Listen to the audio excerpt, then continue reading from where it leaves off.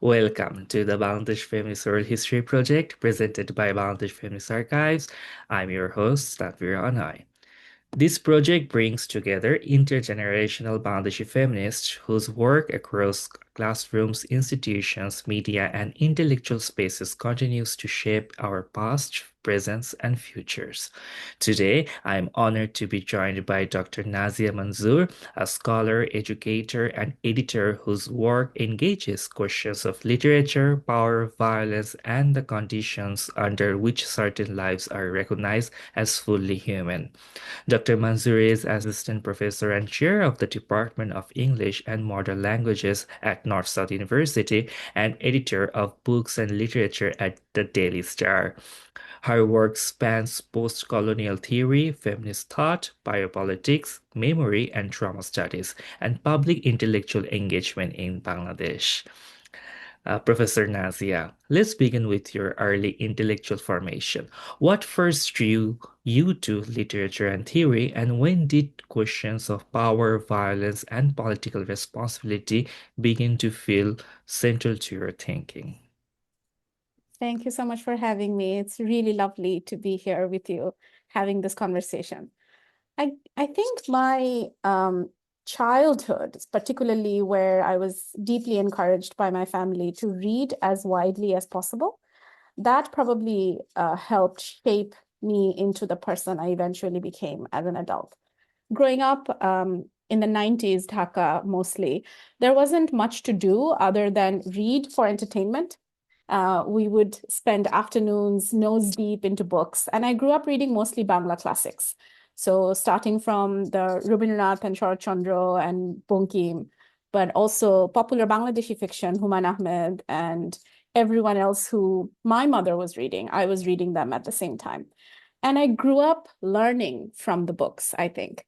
The fictional accounts of the lives of women in 19th century Bengal in particular, because that was a part of our diet, 19th century Bengali literature.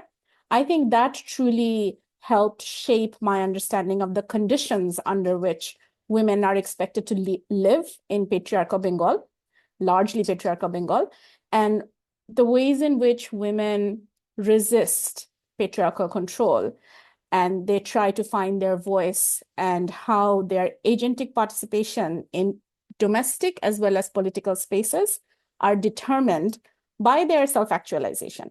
Those are some of the things that I think I was deeply interested in, even as a kid, without necessarily having the language or having the understanding of what I was reading or that I'm growing up as a feminist because of the books that I was reading. So I guess that's where it started from.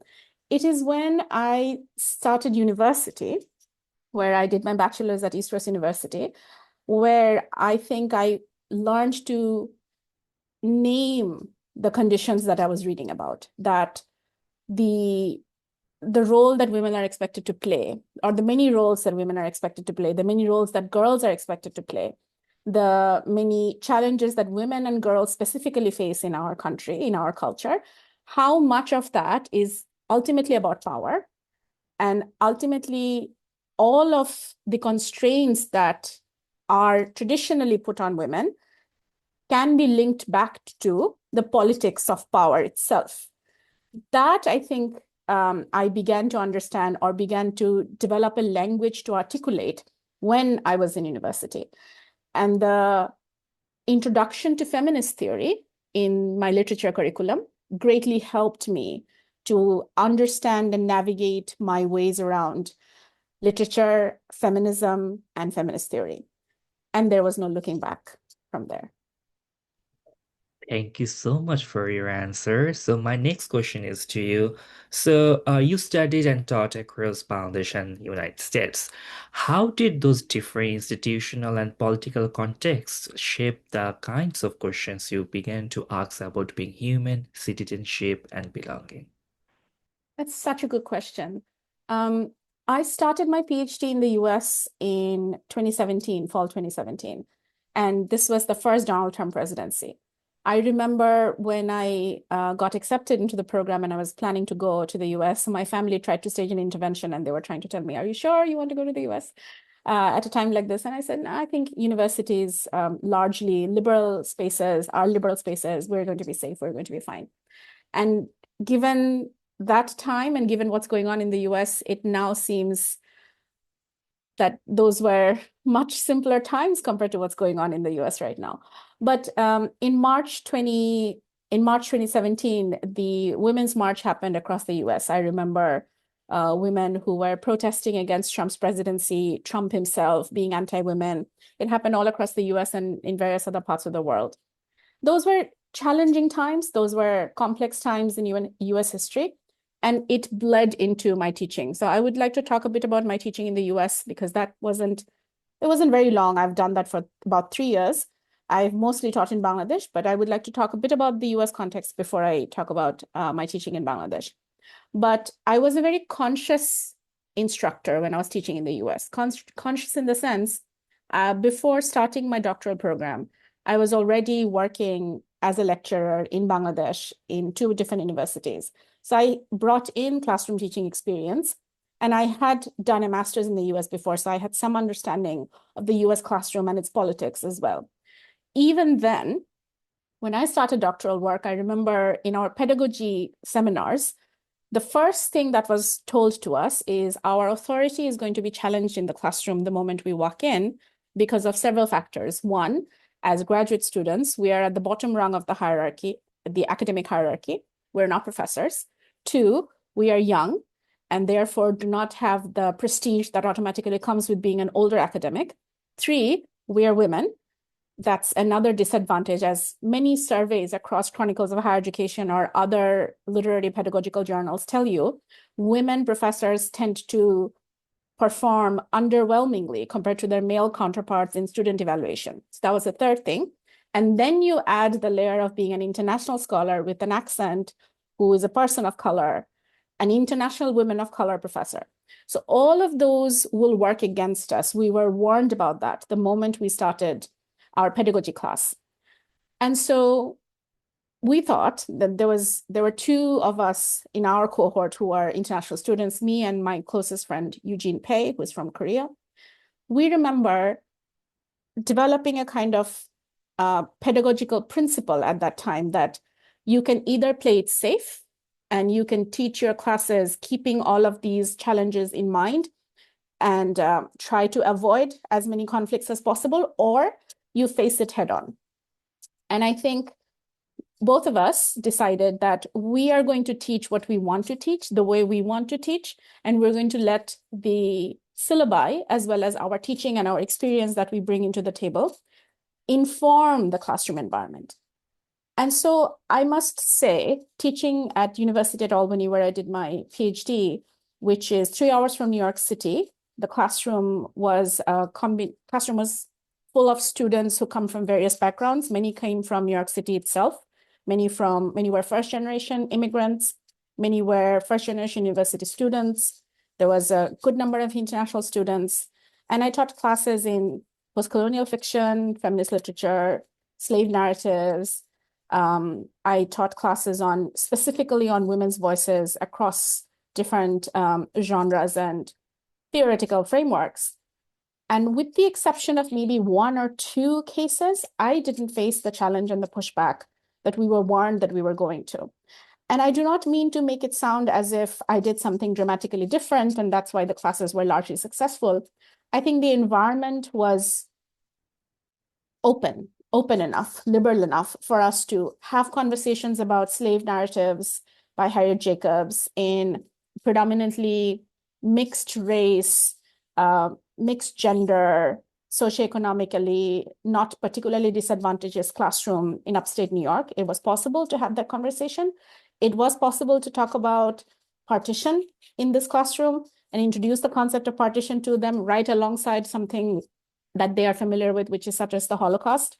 And some, eyebrows would go up, but then they would eventually understand that the trauma and the terror of both political events deserve perhaps equally significant attention.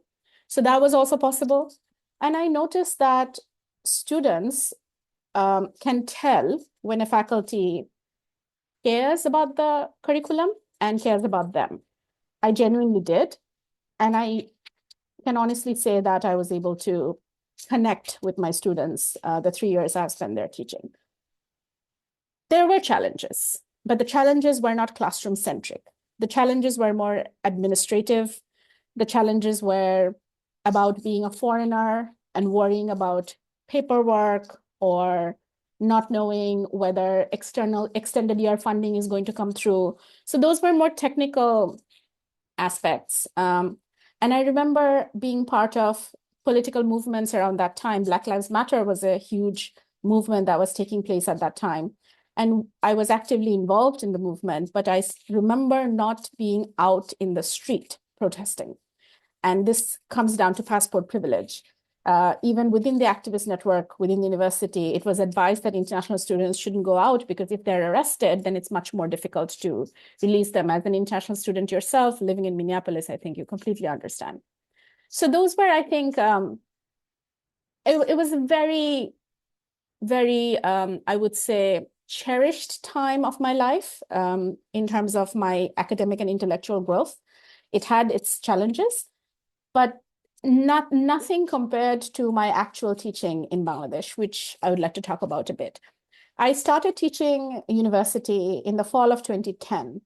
And with the exception of maybe 2 semesters where I was not teaching actively, I have been doing this for the last 15, 16 years now. I take great joy in teaching. I think my classroom is where I have truly felt empowered. I felt that I am making a contribution to the lives of the students that I teach by introducing them to texts that I think they should read, by challenging their preconceived ideas about the world, by listening to them, by learning from them. I really care about my teaching and I really care about my students. My classes are discussion heavy, they're not lecture heavy. Even in sections where students are more quiet, I tend to rely upon them to engage in an intellectual conversation or even a non-intellectual conversation. Even that is allowed. That today you're not feeling very good, let's have a chat about what did we watch last night? What reels are you now watching? So I would engage in that conversation with them as well. But there are challenges to teaching the kind of things I teach in Bangladesh. I teach classic fiction, but I also teach a lot of theory, postcolonial theory. I teach queer theory. I teach feminist theory. I teach biopolitical theory, all of which raise questions about power, the dynamics of power. They challenge the status quo. They force us to accept established codes of the world. If I can give an example, when I talk to my students about biopolitics or the state of exception, biopolitics, as you know, is a theory by Michel Foucault. And the state of exception is an extension of the original biopolitical theory by Giorgio Agamben, who argues that in a state of exception, the natural order or the legal order of the state no longer applies. And the sovereign declares that it is now applicable, that it is now possible to declare a certain group of people, a certain group of citizens as extraneous, and their lives can be relegated to the realm of bare life, as in they can be killed, and if the state does it, there will be no consequences, right? And so when I explain a state of exception to my students, I remember one of my go-to examples historically has been on 25th March 1971, what happened in Dhaka? I asked them this, and they say there was the Pochisha Marcher Kalarat, right? Operation Searchlight commenced in Dhaka. Who died? Bangladeshis. No. 25th March 1971. Who were killed? They say again, Bangladeshis. No. 25th March 1971. Who were killed? And then third time someone would say, East Pakistani. That's right. Who killed them? And then they would say, West Pakistanis. That's right. So Pakistani army decided to launch Operation Searchlight to kill Pakistani citizens. Even on March 24, if that had happened, if a stray soldier decided to kill a stray Bangladeshi individual, that would be murder. But on 25th March, it wasn't, because state had made a decision that Bengali lives are expendable. This used to be my example of state of exception, and how a body from being a political body can suddenly be converted to a depolitical body. The day before, this body had the right to survive, but the day after, the body no longer does. This was my example. And post-July 2024, I no longer use this example, and I use the example of July. I say, think about what the Awami League government did. They opened fire on children, actual children, students, and the general population, because it was a state of exception, because suddenly it was allowed, state was allowed to kill its citizens in order to protect itself. So these are heavy discussions, even as you have these discussions in a, let's say, literature classroom when you're reading a fictional text, or even if you're reading a theoretical text and having this discussion, the conversations are never removed from our lived experiences. This is something I take care to ensure that it happens. And so while there is great privilege in having the ability to have these discussions in a classroom in Bangladesh, where we're able to reflect on Bangladesh's political reality, there is always the danger that you will offend, or you will disappoint, or there will be questions about narratives that are being staged, one might say, in the classroom. So that's in the classroom space. I'm taking a bit of time to answer this because I think this is part of my work, my life's work so far. But then beyond the classroom, I would say there are administrative challenges, which frankly, we are lucky enough in many ways at North-South University to not encounter that seriously when it comes to syllabi. Our syllabi still remain in our hands. As long as we stick to the basic course description, we can design the curriculum, we can design the texts in the way we want to. So there's a great degree of freedom and agency in designing what we choose to teach. There isn't surveillance in that way. We don't really have to submit the syllabi to somebody for approval, etc. And that's not just because I'm in administration myself. It just hasn't been the case for the 10 years that I have spent at North-South. That freedom, that academic freedom is, as you know, in current Bangladesh, that academic freedom isn't guaranteed anymore, right? We see that happening in public universities, in private universities. We see how students, as well as other faculty members or other members of the administrative staff, can target academics and can make their living impossible, make their income impossible, or label them in a way that they find it incredibly difficult to move past certain labels. That is also part of our reality within our higher education institutions now. Private universities occupy a very fascinating space in the Bangladeshi educational and political landscape. If you remember, I know that you went to private university yourself. In fact, we went to the same university as undergrads. Private universities were introduced in Bangladesh as apolitical institutions, right? That one major way in which it's different from public universities is that students are not going to engage in political activity. But we've seen again and again, particularly starting from the road safety movement, that private university students took great initiative and demonstrated great political leadership when they spearheaded or championed or were at the forefront of these particular political movements. So starting from the road safety movement to the VAT movement to the quota movement. Private university students were deeply engaged. One might even say without their intervention in July, the July uprising would not have met the outcome it eventually was met with. So there is a kind of, I want to say, there's a gap in the way private universities were envisioned and the way private universities now function when it comes to the political behavior of its student and faculty. And I feel that that gap is where a lot of the contemporary present day tensions are emerging. That's where they're playing out. That we claim to be an apolitical institution, but we have performed politically. We continue to behave as political animals of the state. State sometimes wants us to do it, other times they don't. The institution is unsure what role we have to. So there's a lot of, I want to say, gray area, but it's a complex ecosystem, the private university, political space, the right to speak, the autonomy that was granted to us. It's a very complex ecosystem.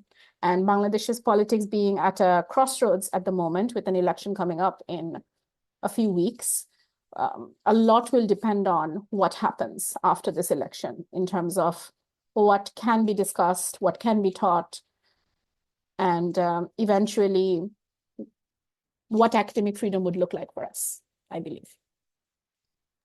Thank you so much. And it's your famous world history interview. You don't have to apologize. Take all of your time to answer the questions. Okay. And Thank that you. was such a fantastic, I would say, answer. And I have so much to add with you, but I will keep it for the last minute. So Sure. here's my third question for you. I think you kind of answered a little bit, but then Hmm. again, I will eventually will ask you again. So your doctoral work engages deeply with biopolitics, necropolitics, and the figure of the human as a political subject. Can you talk about how these frameworks emerged in your thinking and why they felt necessary for making sense of contemporary conditions? I love that question. Um, so as we've discussed already, everything that we read, the world that we inhabit, the space that we occupy, it revolves around the question of power. And during doctoral work, before I encountered the theoretical field, biopolitics, necropolitics, I was already deeply engaged with the question of who gets to live a livable life and whose lives are not considered livable or life itself. These were questions that I think I had with me even before I had the language to speak for them. And again, I can go back to literature to talk about it. When you think about individuals or groups of people belonging to the lowest socioeconomic ladder, if you think about the conditions under which the worker or the laborer is expected to work under neoliberal economy in a country like Bangladesh, what quality of life can this individual have, or what quality of life is expected for this individual to have? Think about the factory worker working in the ready-made garment sector in Bangladesh, the hours they spend, the money they make, and the quality of life that they can have with this money. Women's participation in this sector has been considered as a class victory, that it ensured them mobility, class mobility. It has been framed as a victory of female emancipation and women's participation in the formal economy of Bangladesh. And Bangladesh's own economic growth is largely dependent on women's participation in the R&G sector. Notwithstanding these realities, without taking the facts of these three things I just mentioned about women's participation in this field, without taking the facts of this away, we have to acknowledge that if we were to put our finger on what quality of life women in this sector are allowed to have, then the question of whose life is considered valuable emerges. For me, that's a very important question. Who has the right to who has the right to live a good life? What is the definition of good life? Is the definition of good life about, the 5 basic principles that one needs to survive? Is it about having quality time to oneself? Is it about living in a clean environment, having access to clean water, having access to air that is not polluted, being able to see the sunlight, not being burned to death, or if your factory is set on fire, not being locked up while you're in a factory, the right to go home late at night without being harassed, killed, raped, not facing domestic violence, not facing workplace violence? What is the definition of quality of life? What is the definition of a good life? And how does it apply? Does it apply in the same way across the board to everyone who belongs to the realm of humanity? It doesn't. There's a gradation in the hierarchy of what it means to be human. For me, that is the foundational question that drives a lot of my thinking on the subject of power, politics, humanity. This hierarchicization of humanity, that some human lives are more valuable, other human lives are not as valuable. Some human lives are lived in a non-human way or in a subhuman way. Some human lives experience a transition once they were human, as we were discussing, and they can then be relegated to the realm of non-humanity. The non-human may not always rise to the zone of humanity, even though they might want to, but the system disallows them, the structure disallows them. These are the questions that I was drawn to. And as you can imagine, my questions are almost always bound by gender. So if I were to briefly mention how my dissertation, beyond the theory, how it incorporates theory and literature, I was really drawn by how in the post 9/11 US context, the Muslim men or the Muslim women were suddenly the non-humans who were labeled as enemy combatants, who could be picked up and sent to Guantanamo and other places, who could be put in jail and be asked questions, interrogated without following any legal protocols. Women wearing the veil in the United States were suddenly seen as danger or threat. And then eventually, do-gooder Western feminists decided that, oh, but this is a liberatory garment, so we shouldn't really vilify them or villainize them, leaving unexplored that there is a big spectrum between labeling them as terrorist or calling it emancipatory. There's a big gap in the middle. There are many layers there. These were some of the questions that interested me. So I look at literature and filmic representation of 9/11 to talk about Muslim humanity. In another chapter, I talk about partitions in humanity, 1947 partition, the sheer scale of death and destruction and violence that was unleashed in partition is understudied in the field of trauma and memory studies in the West in particular, because that field considers the Holocaust to be the paradigmatic traumatic political event. Once again, this is not to say that the Holocaust is not traumatizing or not unprecedented in its scale, but partition deserves to be acknowledged as one of the greatest human migrations in history, leading to such severe death, destruction, loss of property, and sexual violence at the level of incomprehensibility almost. And so I look at partition's treatment of bodies, gendered bodies, in the same way that when bodies experience violence in such a severe way, in such a severe scale, what happens to their humanity? And finally, one of my chapters in the dissertation, going back to my early childhood interest in 19th century literature from Bengal, look at the figure of the widow, the Hindu widow in Bengal, and how she, after the death of her husband, is relegated to the realm of almost no life, bare life, where from her eating habit to her clothing practices to her personal, sexual, familial life is controlled, dictated by certain practices. That transition and how that transition often leads to women's suicide or even death in the hands of either family or the conditions leading her to commit suicide, which may seem like the better option than living this particular life. So the three threads that I bring here, they all deal with the same essential question, that is, who gets to live a human life, whose life is worth living, whose death is worth grieving, and whether human speech, and by speech, I do not just mean actual speech, I mean any form of speaking to power, as they say, whether human speech in alternative iterations, through silence, through writing through the body, through clothes, through tactile ways of forming information, whether that can push against the very ontology of being human, which is male, Eurocentric, ableist, powerful. So can the non-speaking, non-human subject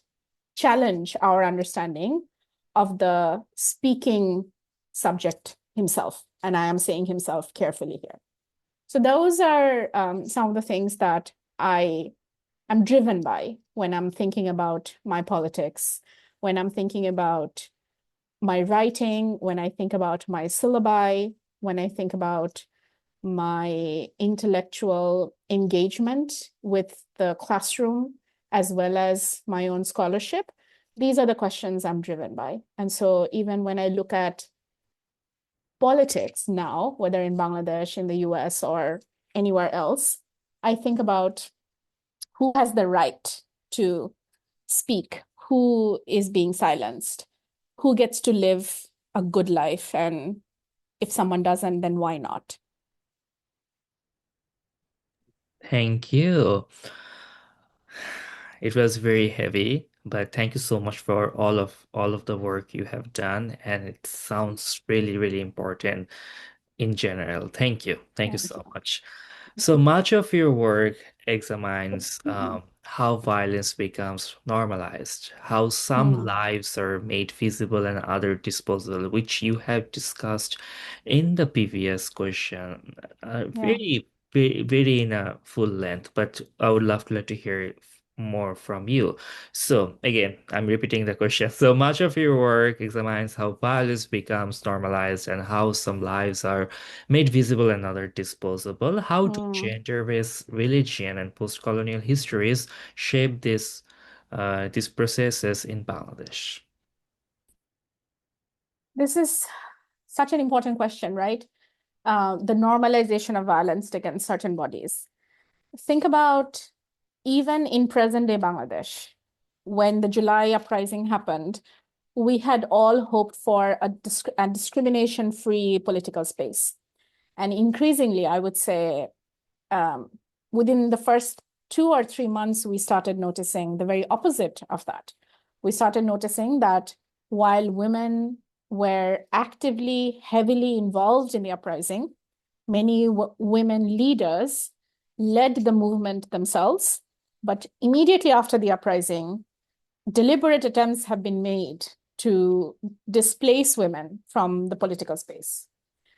Attacks against women were being seen in really high numbers everywhere, from women facing discrimination based on what they're wearing, to men being rewarded for assaulting, violating, raping women, to this national election now seeing such negligible participation of women politicians fighting for office, and political parties creating mandates that do not include women, making statements about women's lives that women will have 5-hour work days so they can spend more time at home, or woman's role is to be nurturing wives and caring mothers. While none of that is independently problematic, but taken together, we see that hard fought and hard earned feminist spaces or women's rights that have taken decades of feminist work, that have been achieved are now being taken away. And an older, more concretized, more exclusionary female participatory space is being restored or reapplied in the Bangladeshi political space.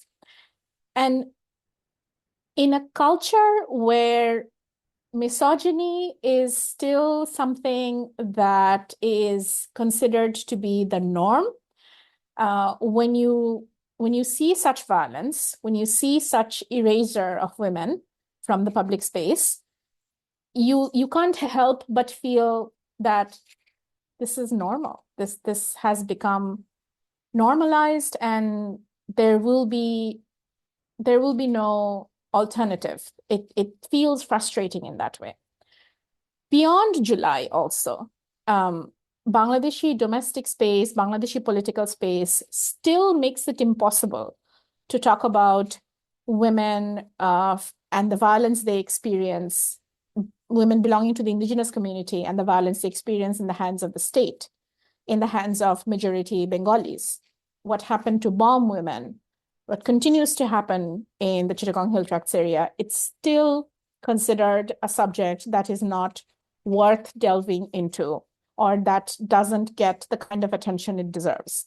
If you think about women and also individuals belonging to gendered minority groups, and if you're thinking about LGBTQ rights, if you're thinking about the spectrum of sexuality that individuals experience, the spectrums of gendered identity that individuals identify with, and the violence and marginalization and danger that are regularly experienced by individuals belonging to this group, this too remains a subject that is not as widely discussed as it should be. We have seen what happens to activists who were involved in the uprising, which was about anti-discrimination, and how the very party that benefited from their participation pushed them under the bus, literally, right after they themselves became powerful. And this keeps happening again and again.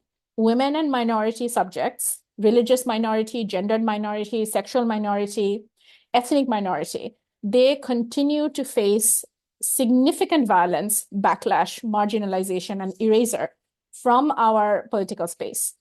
And so these lives, and the fact that these lives are considered less than, and the fact that their struggles are not recognized in a way, and I do not mean that recognition is only, I do not mean that we want the recognition only from those in power. I mean that that recognition is absent even from those who talk about these issues themselves. So even within activist network, for example, even within the secular liberal framework, for example, even within the academic space, for example, you see certain issues continue to be difficult to navigate around.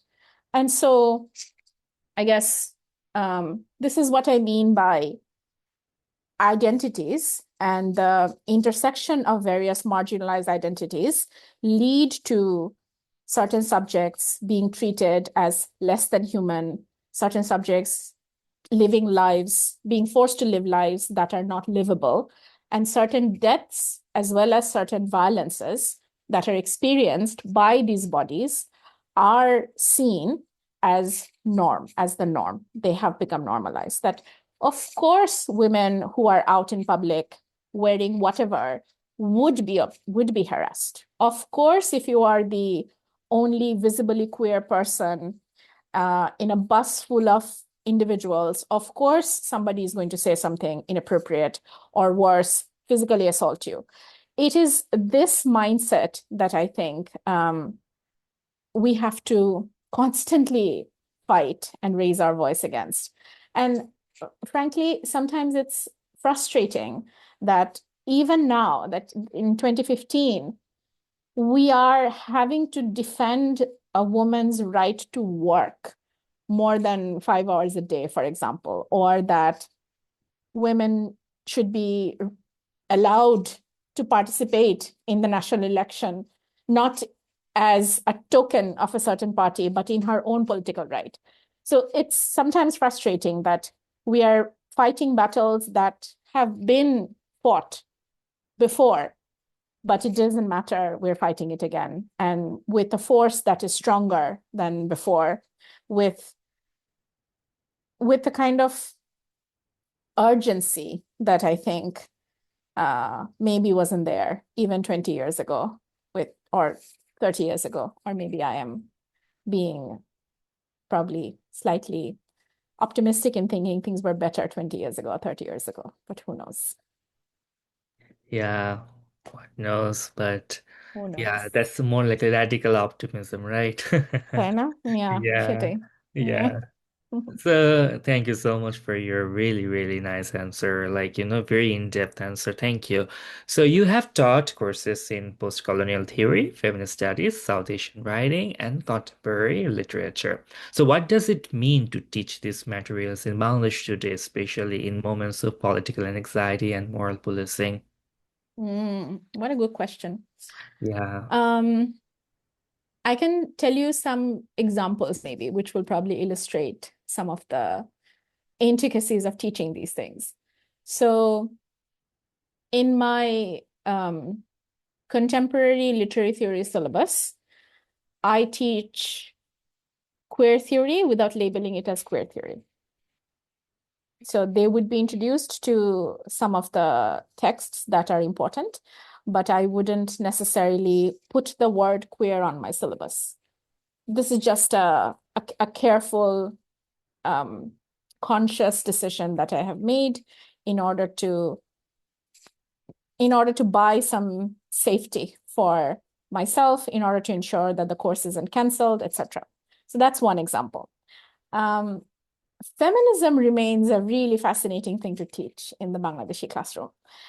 There's a lot of interest in the subject. There's a lot of misunderstanding about the subject, but there's also an increasingly contentious and yet curious way the uh, the the whole field itself is the field itself is evolving, I would say, in a contentious and curious way in Bangladesh.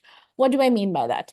I mean, more and more students would possibly accept that feminism isn't necessarily a terrible thing. It is about equality. It is about access to rights that were previously not given to individuals because of their gender. So I think on the whole, broadly speaking, maybe a greater number of students, in my experience in my classroom, have acceptance of this definition of feminism, or they would have no problem with engaging with texts that are about women, texts that talk about lives of women, whether that is fiction, whether that is theory. They're okay with reading about women, right? But once you push the onions layer one step further, once you try to ask them how their lives have also been dictated by gender politics, and by they here I talk about male students, you see certain discomfort that they're still not ready to accept how they too are bound by gender norms and how they have been affected by gender norms that are imposed upon them. So this is still a controversial subject, simply put. Gender, sexuality, feminism, masculinity, and the lived realities of gendered existence remains a difficult and controversial subject to teach in the classroom. But I just cannot imagine where I don't teach this, where I don't talk about this. I just don't know how that is possible. How one can read texts or analyze texts without engaging with questions of gender, without engaging with questions of coloniality. You are in a Bangladeshi classroom talking to Bangladeshi students in a language that is, well, largely a colonizer's language, right? In English. Most of our conversations happen in English in North-South University. And so our relationship with English itself is deeply colonial. Some of the ideas that we have are still deeply rooted in colonial ideologies. the question of modesty is tied to coloniality. The criminalizing of non-heterosexual behavior is tied to Victorian era codes of modesty and sexuality that is a colonial byproduct. You can even think about simple things such as why South Asian men are more prone to diabetes. That is tied to the famines that were manufactured and constructed by the British colonial enterprise for the 200 years that they were here. If you think about colorism that is so normalized in South Asia, once again, you have to think about how colonial influences have shaped our understanding of what constitutes beauty. And so from the way we look to the way we dress to the way we think, all of which have linkages with our colonial existence. And so some might say that it is time we move past the colonial history and focus on our present. We really cannot pretend that colonial ideologies still continue to shape a lot of contemporary thinking and modes of being. And therefore, I am able to maybe pinpoint how the three streams of education in Bangladesh, madrasa, English, and Bangla, how all three of them intersect within this field of education that was shaped by, predetermined by colonial era education policy, with influences from neoliberal economization of 1980s Bangladeshi economic boom, from money coming in from the Gulf country and money is being channeled to religious educational model, and the 1971 ideology of this secular political Bangladeshi space based on Bengali ethnic identity. And so what I'm trying to say is Macaulay's colonial education, Bangladesh's economic expansion, and Bangladeshi ethnic nationalism all have relationships, all have linkages with the three streams of education that are existent in Bangladesh right now. All this to say, the big themes that you mentioned in your question, the questions of postcoloniality, the questions of contemporariness, the questions of feminism, how are they related? They are related to the very reality of our everyday lives, of the education we receive, of the food we eat, of the way we present ourselves, and frankly, the way we think. And so it is, for me, it's important to dig deep into those questions and not think of them in a superficial way. Feminism for me is not a superficial subject. Postcoloniality is not a subject of the past. And the contemporary moment cannot stand alone without having deep engagements with the past. And if we are to think of a futurity, which is alternate to our present, because obviously we have to constantly question the present if we are to have a future that is better than the present, we have to engage with these questions. Thank I don't know you. if that answers your question. Does it answer your question? Well, it's your feminist oral history interview. Whatever you answered, that's the answer of that question. Thank you. Can I No worries. actually add maybe a bit about the political anxiety and moral policing you mentioned in the question? Because I wanted Absolutely. to Go, absolutely go ahead. add a bit more to that. Yes. So these are interesting times we're living in, right? One of my favorite coworkers recently joked that, can we live in non-interesting times, please? We are so tired of living in pivotal political moments. Can we have some non-pivotal political moments, please? And some ordinariness would be lovely. But I guess that's not a thing, right? These are challenging times. These are troubling times.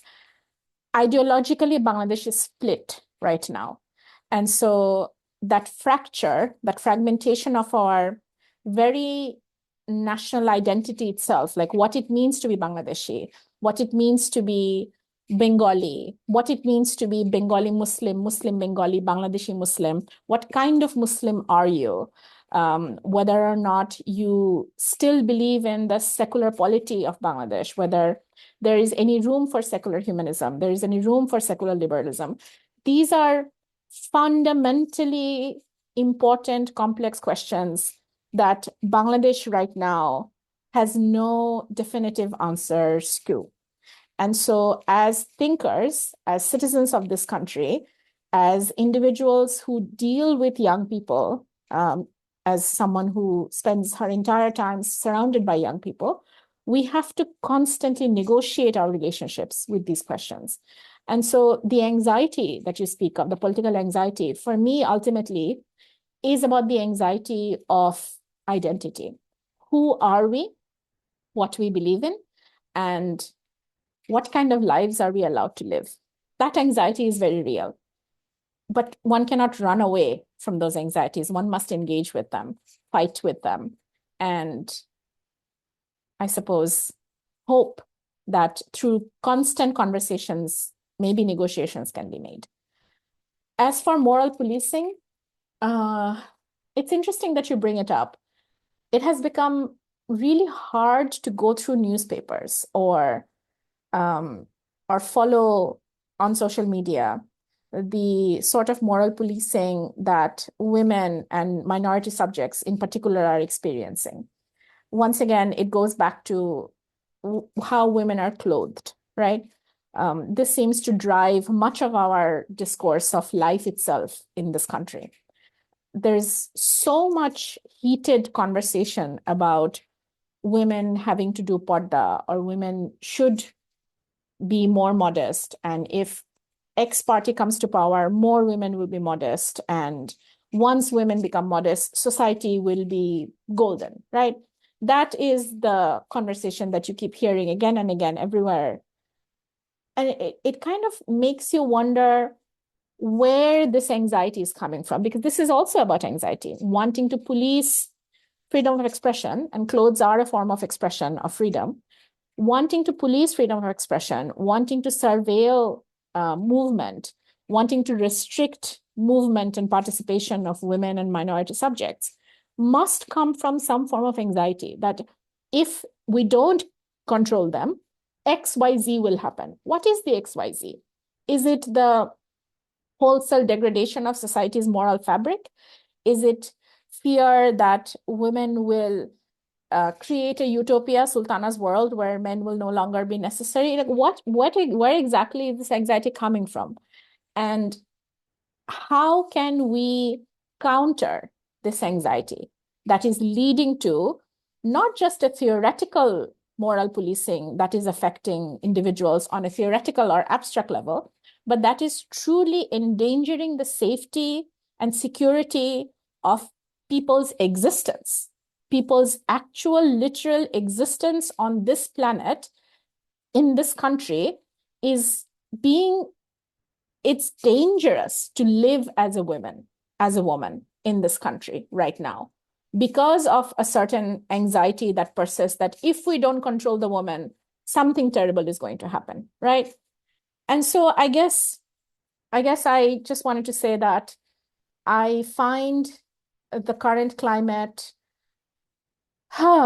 difficult to, I suppose, operate in, and yet one must take solace in some of the joys that we still have left for us. And that is, for example, a space such as this, where a conversation like this can take place, where a group of young people can sit together and decide to write poetry about their lived experience, or where we all decide that someday we will all walk down the street without worrying about what we're wearing and how someone can literally murder us for our clothes. Maybe that is radical optimism.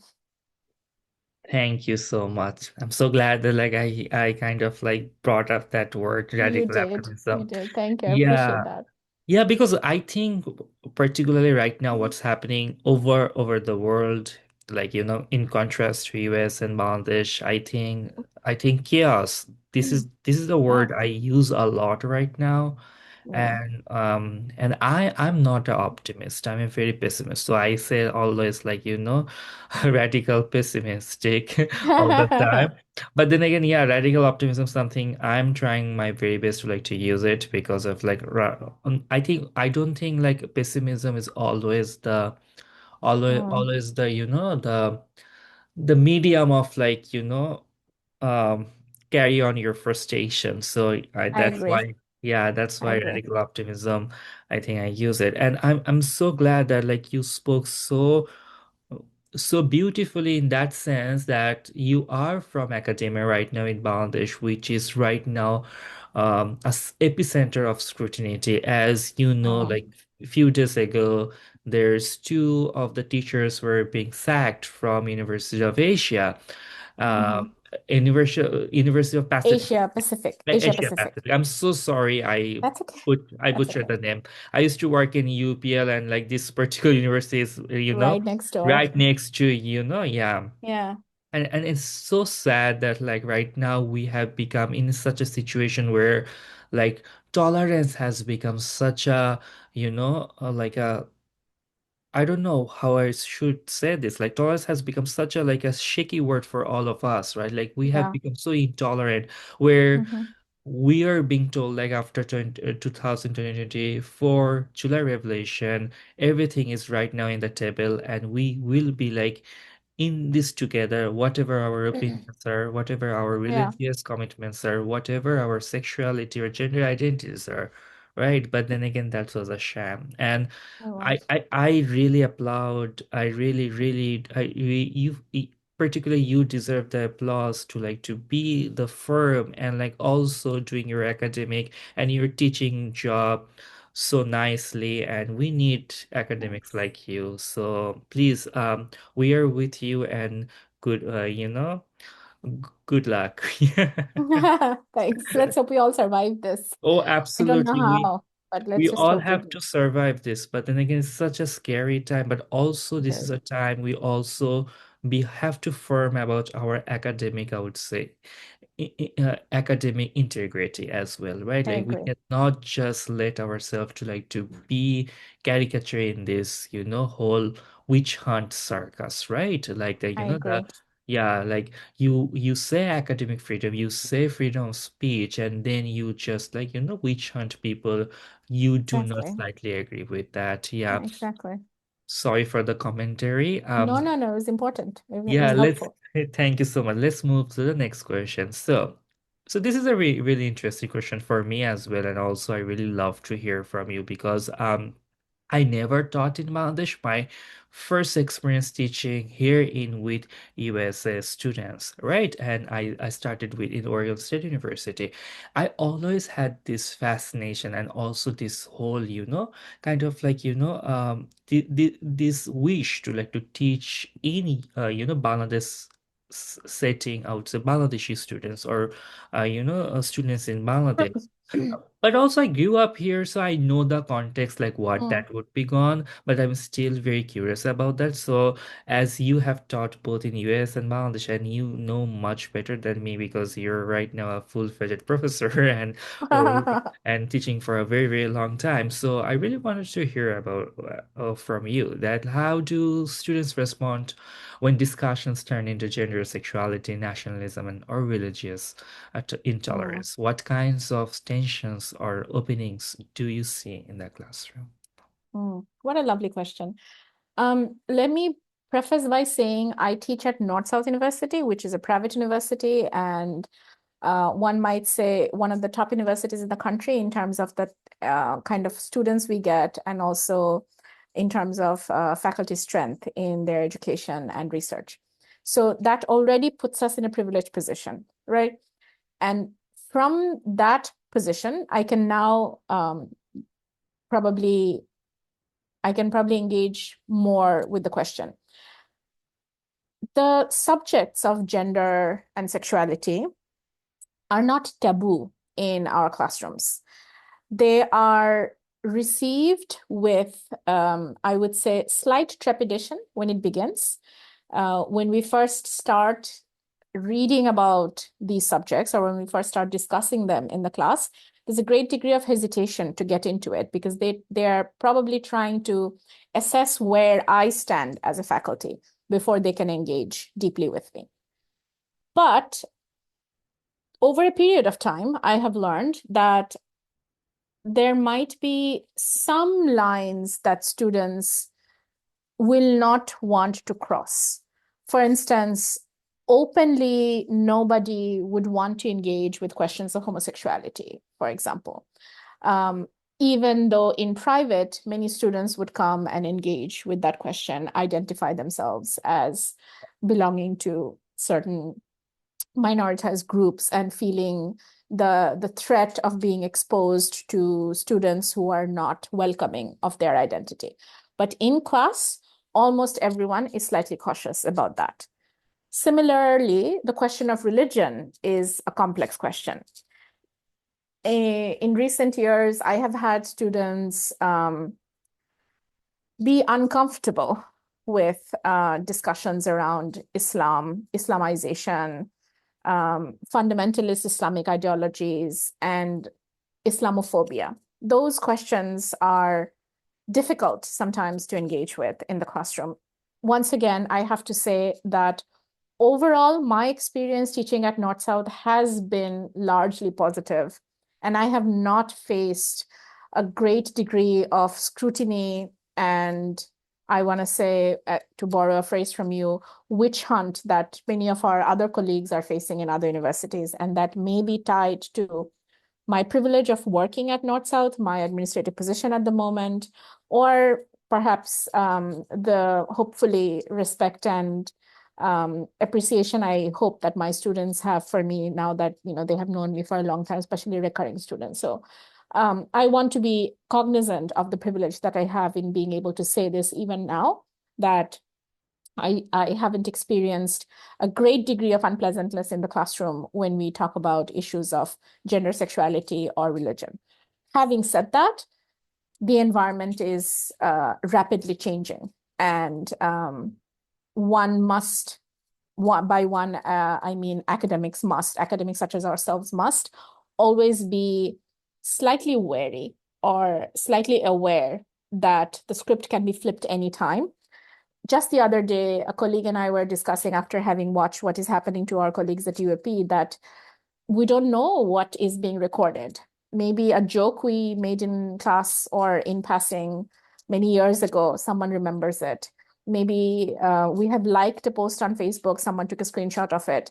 And if you compile them together, one can very easily present a narrative that this individual is Islamophobic or this individual is anti-men, etc. So it is possible, if anyone wants to target an academic a certain way, it is possible to build a narrative around that.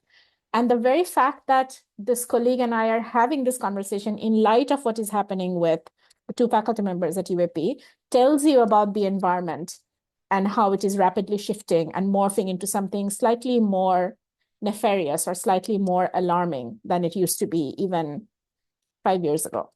So that is the reality that we are dealing with right now. Thank you. Well, we all have to do the tough, conversations in our own classes, right? Right? Yeah, I remember like having classes right now in this political scenario, gender sexuality classes, very tough, right? We are Yeah. politically very divided, and it's not just Mm-hmm. Bangladesh issue, it's also all over the world in US as well. So sometimes for my own sake, I kind of self-censor myself because sometimes it can be so maybe the classroom is not the kind of conversation I'm expecting, but also sometimes Yeah, you really need to take care of yourself as well, right? you Like do. You very do. You need to absolutely, protect yourself. Yeah. absolutely. So there are Someone days, asked me, sorry, yeah. you finish first. You finish first, please. Someone asked me yesterday at work, someone very important at work asked me that, oh, what do I think about the new policy reform that is being proposed that the three biggest women's colleges will be converted to one giant or one of the biggest women's universities in the world, that this is a great step towards championing women's rights and women's education in the country, etc. And my first instinct was, So what's next after this? Eventually, is the proposal going to be this university is for women? Women do not need to go to other universities, as in coeducational universities are for men, and this university is for women. Is that the next step? That was my first instinct, but I bit my tongue and didn't say that. Didn't ask that question to this person who very enthusiastically was explaining it to me and was telling me, I would like your input in this. And I was thinking, "Mhm." So I politely smiled and didn't say what was on my mind. So These are like empty promises and like, just trying them to like the criticism they're receiving. This is yeah, just like a show, like, sarcasm show for me. Yeah, that's what I'm saying. That like I like sometimes, that. yeah, whenever I teach a class, the first few weeks I kind of like test the temperature first. That like I don't Mm, know who signed up and who didn't sign up. that's right. I'm kind of like a little bit rigid about it because the classes I used to teach and now teach, like previous experienced wives, these are the classes they have to take, like one or two classes have to take for your liberal arts, I would say. Hmm. Like The their GED requirements, requirement. Yeah, their yeah, requirement. yeah. And I always say in the class, and I'm a little bit witty in my classes. I always say that, like in physics class, in chemistry class, you do have your equations, your reactions. Like you have to like to have a chain kind of like, these are the stuff you really need to like to do your stuff in your physics, chemistry, or any of your mathematics class. So coming to this class, if you're not a feminist, if you are like questioning yourself on something, I don't know why you like, sign up for this class. This will be Yeah, like such a tough conversation for both of us to have. yeah, So yeah. if you want to disrupt a class, just choose another class to do that. Give me pace so that like both ways, like you also have a good time, I also have a good time. Like it's like a Right. respect versus respect. If you give me respect, I will also give you respect. And I always Yeah, like give them a syllabus in advance and saying that like if something in this syllabus, that's something you do not agree with, transnational feminism, intersectionality, you know, misogyny, mm, like misogynistic words and stuff as well. These are the stuff we're going to talk about in the class. So if these are the things like make you uncomfortable, maybe you should I'll like be think here. about it, Yeah, right? Right? Because there's so yeah. much other liberal arts courses are available there. So I think Sorry. yeah, some of the folks are also like, some of the friends like push me back and say, like, no, this is the class they will come and learn sometimes. Like, hey, like I do agree with that, but then again, there's a fundamental things like Exactly. if you're questioning about your feminism and you want to come this class and like want to learn more, you're welcome to do that. But if you Right. come to this class, like you all of the semester you're going to be very anti-feminist, very Yeah. grumpy and Yeah. disruptive all the time. I think I also need a class where I can also be, a good teacher to them. And That's teacher right. being like not like just like, I just lecture. It's a coordination between both of Yes. them, right? Both of Yes. the parties. So yeah, I sorry. completely agree. No, Yeah. no. I mean, it's one thing if you want to learn about feminism and you've signed up for a gender studies class, but if you signed up for the class because you don't believe in it and you came here to disprove it and you're going to do that for the whole semester, that is disruptive. Yeah. And so while I agree with some of your other colleagues who might say that, oh, but everyone is welcome, so we can inform them of it. I don't think the question is about informing. I don't think they are anti-feminist for having lack of information. No, they're anti-feminist ideologically. And if an anti-feminist or anti-gender sensitivity individual signs up for a class such as yours, their goal is not to alter their mind to becoming more open and progressive. The goal is to be disruptive and to challenge you, right? And Yeah. so I think it's a completely fair position that you've taken. Here's the syllabus. If you Yeah. disagree with the very foundation that you do Yeah. not believe in feminism, you do not believe in intersectionality, you do not think misogyny exists, you Mm. think men's rights, the manosphere, incel culture, all of that is perfectly okay. Maybe this is not the space Mm, for both of absolutely. us. Thank you so much for saying that. I used to teach a class. I really love that class with all of my heart. I wish I could have like teach in Bangladesh as well. It's called Women in Wall Cinema, and it's Ah, all I love about like, that. specific about women and, queer Yeah, folks. stuff as well. So in this class, I always said that like we will be watching boring movies, okay? So you know the content, folks, and it's not Yeah. just watching movies. We are going to read some amazing essays by Audre Lorde, right? All bell hooks, right? And Yes. also like amazing, I would say authors or two like talking about heteropatriarchy, talking about like Orientalism, as etc. So you Hmm. know what you're going to sign up for. You just don't come to me. It's like, oh, it was so boring to watch. I was like, you signed up for this class. It's going to be boring. Yeah, we're not gonna watch a Marvel movie. No, I mean, Oh there's nothing wow. wrong with Marvel movies. We can bring them up in a conversation, but we're probably not gonna watch that in this Do class. you know what I have done? Like that What have that you done? I so that is the so I was teaching the courses in 2025. So that was like the post Barbie situation, and Oh, no. I kind of banned Barbie in my class. Like Well you done. cannot write A film. paper on Barbie. Yeah, No. yeah. So their final project was to you have to like to do a very feminist and critical analysis of a movie, okay? Mm. Mm. And I said like do no matter what you do, don't do Barbie because if that's the easiest content you can just go Yeah, with yeah, that and as well, exactly. right? So there's Exactly. a Barbie craze around that as well. Okay. This reminds me of an experience in the US. I used to teach a class on women of color fiction. So it was Nice. fiction across three, because I am interested in politically traumatic moments. So fiction of slavery, fiction from partition, and fiction from contemporary US immigrant women of color experience. So Jamaica Kincaid was part of the syllabus, for example, and something by Jhumpa Lahiri as well as Chimamanda Adichie. So that was the last part, and then at the start of the semester it was Harriet Jacobs, and in the middle there was I don't remember anyway. And so there was some theory happening, and I remember the class I introduced intersectional feminism to them through the classic intersectional feminist text. Now I can't remember. Where the example is from a workplace in the 1980s where a Black woman was experiencing a greater degree of discrimination because of her being Black and a woman, and essentially an employee of a workplace that was discriminating against her. And this kid in class, honestly, he just wouldn't buy it. He was like, I'm going to do some digging around. What is the statistical probability? This data is from the 1980s. This seems like just anecdotal evidence. It is not backed up by actual data, and this is not applicable to the present. This is a, He really got it's a triggered. He really got triggered. he was really unhappy. And Yeah. I humored him and I kind of engaged with him and countered, and some of the other students countered.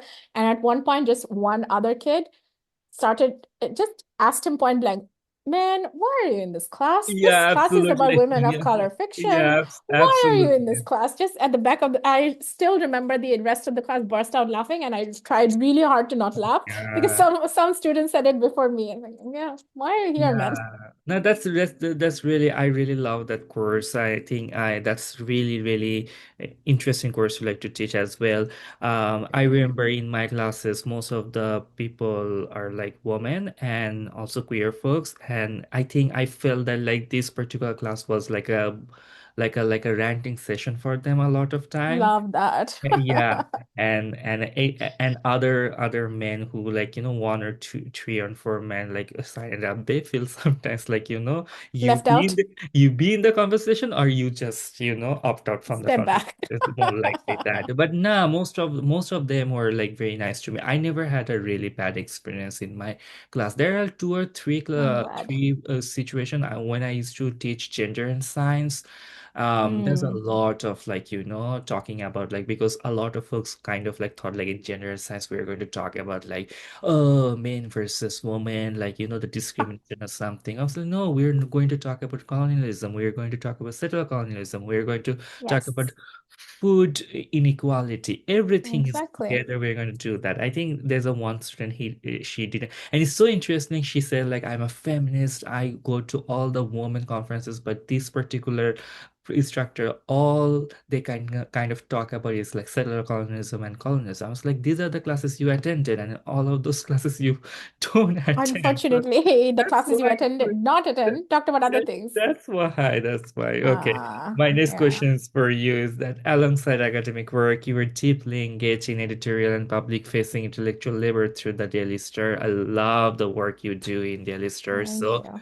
clap, clap. How do Thank you. you think about the responsibilities of shaping literary and cultural conversations in a mainstream media space?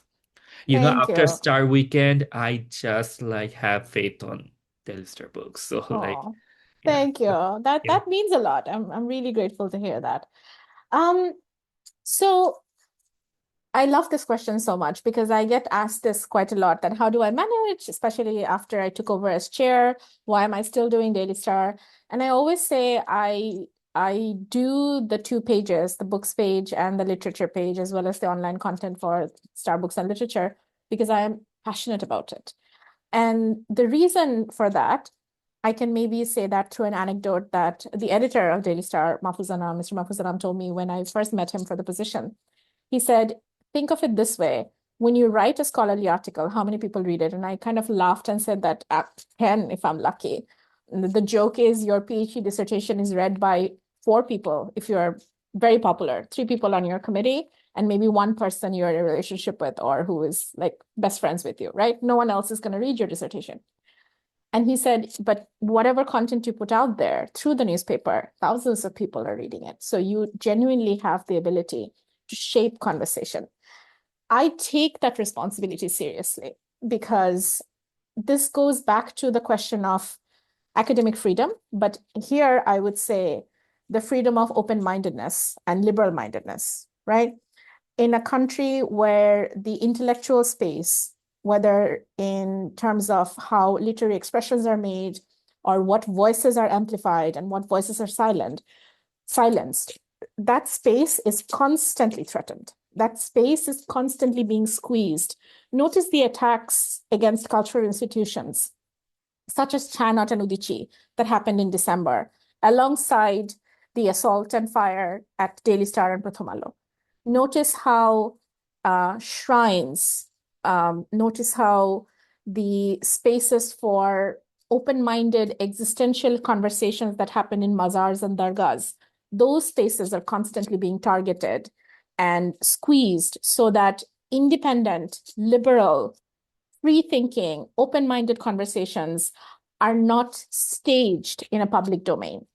And so in an environment such as that, to have a mainstream media house still make room for literature and books is significant.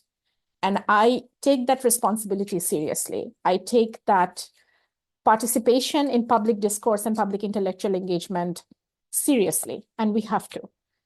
That's why I think the editorial work remains important to me. One policy that I have for the page, and I'm really grateful to the team. I have been very fortunate to work with individuals who are equally driven, determined, kind, fun, really engaged individuals. Like I love spending time with my colleagues at the Daily Star. It is a joy to go to work and have conversations about the world, about books, about what we're reading, what the page looks like, etc. So there is that the joyfulness that comes with doing this intellectual and creative labor as well. So it's not just all responsibility, but there is genuine pleasure, genuine happiness that we derive from this project. But as I was trying to say, um, one rule I have is whenever we are making a list of recommendations for books, whether things like 10 books you should read this Women's History Month or 5 books to read for Translation Week, we have to include books from Bangladesh. We have to include a book written by a woman or an individual belonging to a minority group. It cannot be fully Euro-Western. It's a simple policy, and it's a policy that sometimes we have to reiterate again and again. But you would be surprised how important that small intervention is. The page tries to amplify Bangladeshi voices. So a lot of Bangladeshi literature is featured in translation or through interviews or reviews on books by Bangladeshi authors. So we're trying to make a statement, even as we're publishing what one might say, soft in terms of the newspaper hierarchy of pages. Books and literature are considered softer, not as significant parts of the newspaper ecosystem, but we are still given prestige and prominence within the institution, I have to say, largely thanks to the institution's own interest in wanting to maintain those spaces that are consistently threatened. And the threat, I believe the threat factor has only gone up in recent years. So I will not say that the newspaper doesn't take us seriously. The newspaper definitely takes us seriously, and we take ourselves seriously as well. But there's a philosophy, there is a method to the way the publication process works for us. And that method includes being inclusive. It includes being mindful of representation. And it also means that we do not conform to what is expected in terms of what is always politically correct or what the mainstream thinks and how we think alternatively. So those are some of the big philosophical as well as practical questions we grapple with when we publish for the 2 pages every week. Thank you. You kind of answered the next question as well, but I'm going to like to utter that again. If you Please. want to like to answer, you answer. We can, if you're not, we can move to the next one. So what kind of voices, themes, and intervention do you feel most competent to make room for through your editorial work, and what constraints or risks come with that role?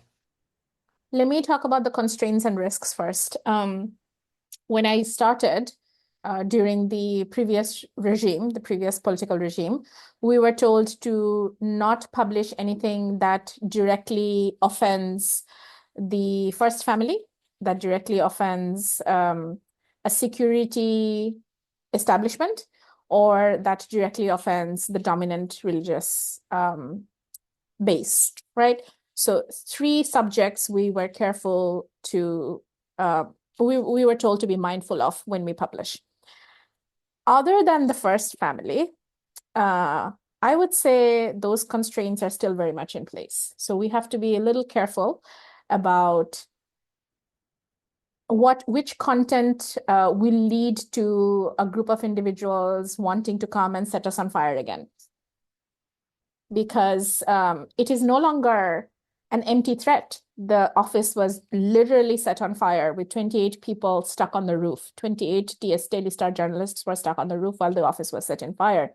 Fire brigade was not allowed to come, knowing fully well that the 28 people who are stuck there could face death or asphyxiation if they are not rescued. So it is not exaggeration to say that this was an attempt to murder Daily Star journalists.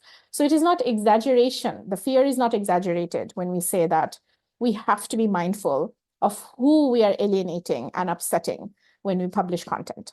So that fear, I think, that constraint is still there. And like I said, I do not think we are being dramatic when we say that, because we have evidence to suggest otherwise. And I think, as you said, I have already mentioned voices, but I will add one more thing about that. Bangladeshi literary space in English is also something that we have to be critical of as a professor of English, as someone who heads an English department, and as someone who runs the literature page of an English language daily. So I am aware, as I must be, of the colonial hegemony and the post-colonial anxiety, as well as the post-colonial intervention that must be staged within this very hegemonized linguistic space. I am cognizant of it, I'm aware of it, and I have to be ready to accept the criticism that all three roles that I just mentioned must contend with.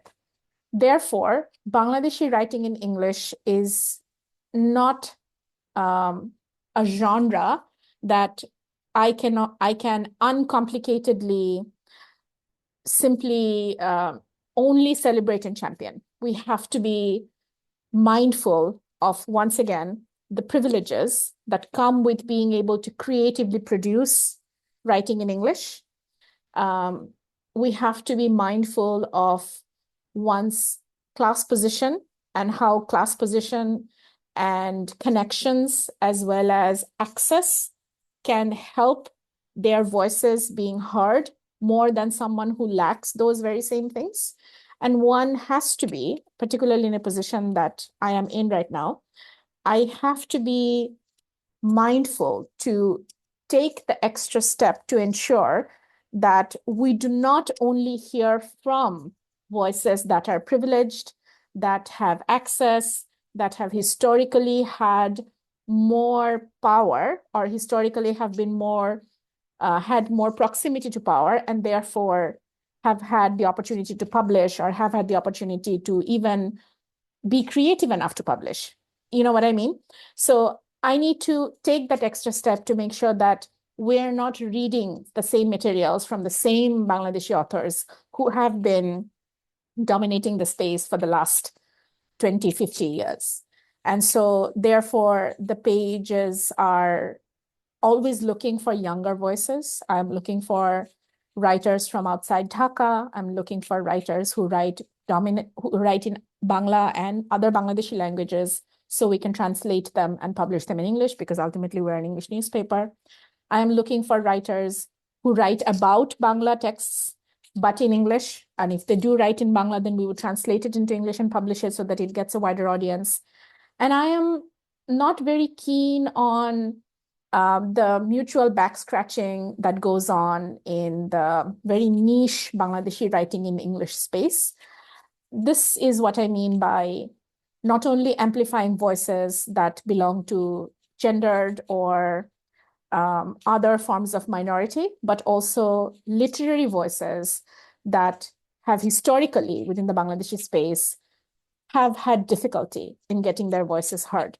So I am mindful of that. And I try to ensure that we are not only listening to or reading about from individuals with access and privilege and competency, higher level of competency that comes from privilege and access. So we have to be mindful of that. And I try to be as much as I can. Thank you so much. And I really, really adore, not adore, I think that's a good word to do it. That's like, I like I that. think I think I really adore and respect whatever you do because I think after Star Weekend left, I think this is a particular, I would say, space where we can also like see like, the voices who are being not being heard by because we also have to understand like even it's English or in Bangla newspaper, I would say editorial and also like who gets to get published is really Yeah. political.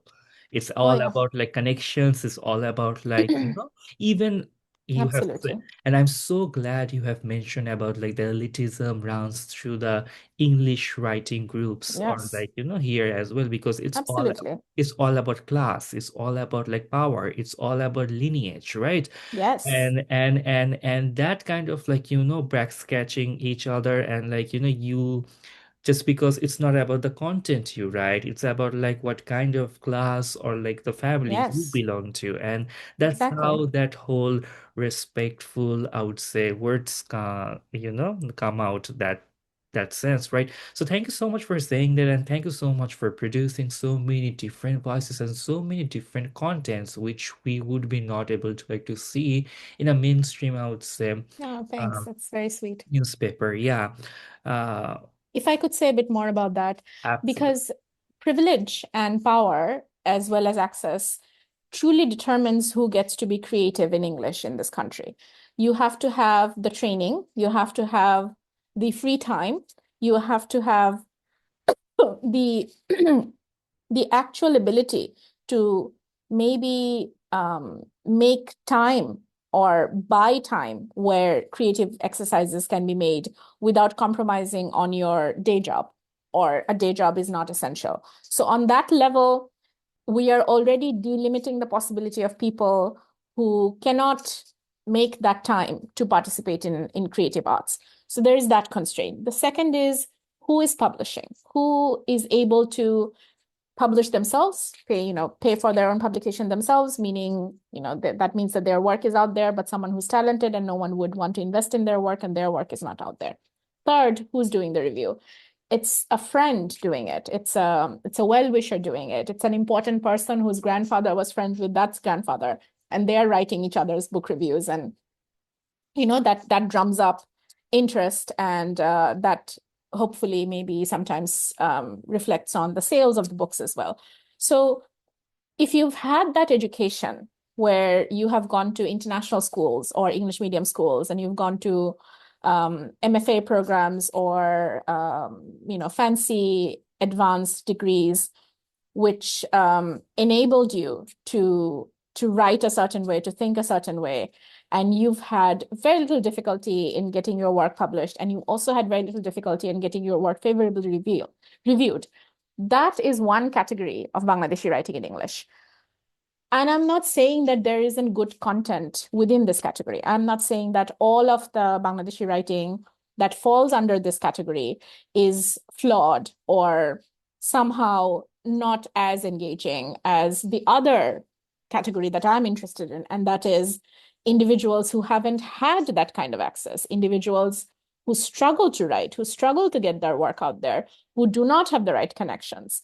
That, I feel, is where a literary page or the sort of events we do through Daily Star Books and Literature in collaboration with other literary spaces in Bangladesh, whether it's a bookstore, whether it's an organization such as UPL, whether it's the university where I work at, this is where I think we can be more collaborative. This is where we can make space for voices that would find it harder to express themselves.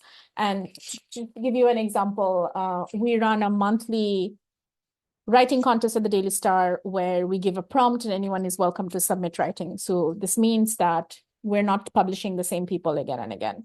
At the North-South Winterfest, which happened last December, which was essentially a literary festival, but we called it Winterfest so that we could get some sponsors.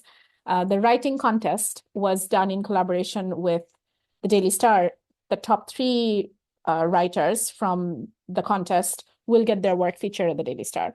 So you have young university students getting their work featured. You have established authors sending their work because they still care about Daily Star's privilege and the prestige it brings when you publish your work there. It's the balance, I think, that's important. And it is being cognizant of the politics, class politics, as well as the politics of access that is associated with English language, writing in English language, getting your work out in English language in Bangladesh at the present moment. And we have to be mindful of that. Absolutely. And whenever I see like, different content, like the books I never ever like thought like in Bangladeshi newspaper will cover, and they are being covered by, in a nuanced way, not like a very Thank you. like, very right or left or like very opposite kind of like, motivation way. Because a lot of time I have seen that like these books are being covered in a really, because we have to understand that like our newspaper or the media houses, they're very anti-feminist. The words they use is very misogynist, very patriarchal. Although they will be like, no, we're just like covering a news. But whenever you use you make a news or like you write a news, there's so many words are so have expired. So many words are so misogynistic. You still use that. But I think Mm. through daily story books, at least I think it's very important that like if we we know that the readership situation right now in Bangladesh is such a polarizing situation that like a Mm, really big chunk of amount of people, they really like to read, you know, like very thrillers and like a different type of, like I would say, books. Let's not go over there. That will be like a 1 hour ranting.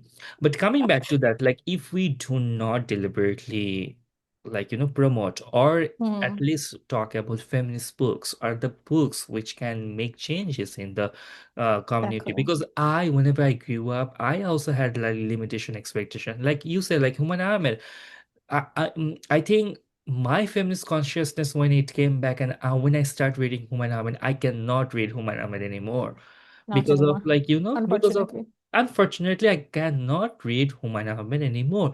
But the one thing I'm trying to say is that, like, I never had the situation. I had to literally look up for, like, you know, like which of the books are not sexist, or, you know, Right. like Exactly. the books I feel that like it's dishonoring, you know, like suppose as a child I would say like, okay, my mother is a woman. If I read this, like whenever reading this, like it's kind of like very anti-woman or like Mm, misogynist way. mm, I'm thinking like that way. I don't have the vocabulary of feminism or misogyny in my head. I'm thinking like that way. So that's why yeah. I'm saying that, like, also doing particular Bangladesh Feminist World History project is also, is that at least our coming generation, whenever they search up like Bangladesh feminists, they kind of can come across to your particular interview and can be able to like to comprehend some feminist consciousness from this interview, right? That is I why we appreciate are that. also doing this series of interviews, because I personally never grew up with that. So I think it comes from very personal and also it's I very agree. political, that like I want to like to create more content about feminism, intersectionality, so that like people like a kid like me who growing up, you know, also have this access to like to, you know, a little bit of like Mm, a mm. definition to feminism. So I think daily star books also works in that way, is that the books you are right, maybe those books are not being read by those folks, but at That's least okay. At that's least they okay. know. But the conversation come, you know, the That's right. conversation comes out, the conversation is going up, and it's like, okay, fine, I have read this book, okay, fine, and like At least I'm, they know the name of this book, oh, this author. absolutely, they That's kind okay. and, yes, and absolutely, it's okay to like to know a particular book besides paradoxical subject. Okay, so I tried. What you said about not having the language as a kid, when you're thinking about your mother or how mothers are described in books, this reminded me of an example from my language teaching classes, because I'm an English teacher. So I not right now, but I have spent teaching for introduction to writing, introduction to composition to a large number of students, not just English majors, but GED, general education course, to a vast majority of students. And one basic composition writing topic in Bangladesh is your favorite person, right? And so I think we've all written this when we were in school, but ours was memorized. At the university level, you can't write to memorize one, you have to write something that is real and that is reflective of your life. And most students write about their mother. And their mother is their favorite person because their mother provides them with service and care. All the paragraphs had one common theme. She cooks for me, she cares for me, she loves me, she takes care of my everything, from my clothes to where I'm going to go shopping for Eid outfits. It's service centric, it is care oriented. I would give my students pointers that you are only allowed to write about your mother if, after having read your composition, I am able to physically picture your mother, what she actually looks like. I am able to assess what her taste in things are like, from her food choices to her clothing choices to what music she listens to what she enjoys doing, to what her laughter sounds like. It cannot be about why your mother is your favorite because of what she does for you, but who she is as a person. That reframing, I think, it's a really, maybe I should do a paper on this with a colleague or something. It's a really fascinating window into even now, this is Generation Z students who are incapable of seeing their mothers as individuals with lives and thoughts and tastes of their own, but they only see them as their caregivers who provide them with the service of care. And so this is what you mean. This is what I mean, that even Humayun Ahmed contributed to Oh, that kind of absolutely. framing. So when you don't have the vocabulary, so how you're going to express that? So right, Exactly. like Exactly. and also Humayun Ahmed also created such a misogynistic way to to have this perception about like men should do this, women should do that. So like Exactly. and men grew up as like okay, fine, a woman is supposed to look like Rupa, and that's the quality of a Exactly. woman, right? So that's something. I have to say Uh, something about Humayun Ahmed. So I have this conversation because I'm a literature professor, right? And how do you teach literature written by men who are sexual abusers or murderers? Do you engage with the art versus artist conversation? I think it's a thing that you must contend with as well. Can we in our right mind still talk about a Woody Allen movie, or are we going to still teach Juno Diaz? Those are conversations we have. Is J.K. Rowling still someone you talk about? These are discussions that we have in the classroom. I have always maintained that if we only want to teach things written by or produce, if we only want to consume art made by morally upright individuals who have no moral qualms, we will run out of things. We will not have art to consume because, let's face it, artists are not morally the most upstanding citizens. I have always maintained that. That doesn't mean that I will not engage with the moral failures of these artists. So this means that I will probably not teach Juno Diaz, but I would mention that he is one of the most influential, important contemporary fiction writers in the US. But there are these series of sexual assault allegations against him. I would do that. And so in my own feminist political awakening, Humayun Ahmed played a very important role.